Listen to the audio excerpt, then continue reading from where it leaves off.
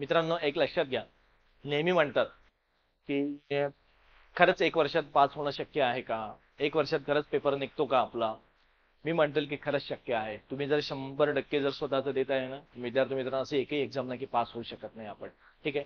म्हणून नेहमी लक्षात ठेवा, मी स्वतः मुलांना तेच घेतो. माझ्यासमोर चॅलेंज आहेत मोठा. ठीक आहे. म्हणून मित्रांनो, फक्त तुम्ही साथ द्या. तुम्हाला रिझल्ट पर्यंत पोहोचण्याची जबाबदारी ज्ञानोदय आयएस अकॅडमीने घेतलेली आहे. तर मी पोहोचवतोय त्यापर्यंत. आज विचार करा ना, तुम्हाला कमी दिवसामध्ये म्हणजे टेस्ट पेपर मधून तुम्हाला प्रश्न देतोय मी काढून.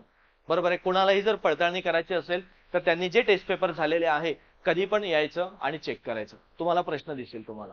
ठीक आहे. एक दुसरा, क्लास नोट्स मधून सुद्धा मी तुम्हाला प्रश्न दाखवतो किती आलेले आहेत त्या पद्धतीने.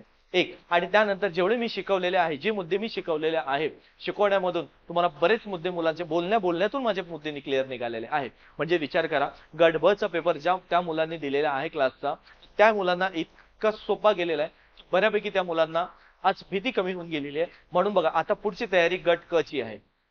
ठीक आहे. हे लक्षात घ्या, गट क साठी परत त्याच पद्धतीने आता मी तयारी करून घेत आहे. म्हणून एक त्या संदर्भामध्ये एक आपण मेंटरशिप बॅच सुरू करतोय.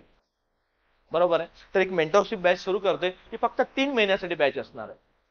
ज्या मुलांचा अभ्यास 1 वर्षापासून 2 वर्षापासून होत आहे, पण नेमकं एक्झामच्या काळात करायचं काय हे त्याला लक्षात येत असेल, तर हेच माझं ध्येय आहे की त्यामध्ये एक बॅच सुरू करतोय. लवकरच त्याची तारीख पण कळेल तुम्हाला युट्यूब चॅनलवरतीच किंवा टेलिग्राम चॅनलवरती, आणि लवकरच त्याचं टायमिंग, सर्व त्याचं जे काही शेड्यूल आहे त्या बॅच विषयी तुम्हाला सर्व काही डिटेल्स मिळेल.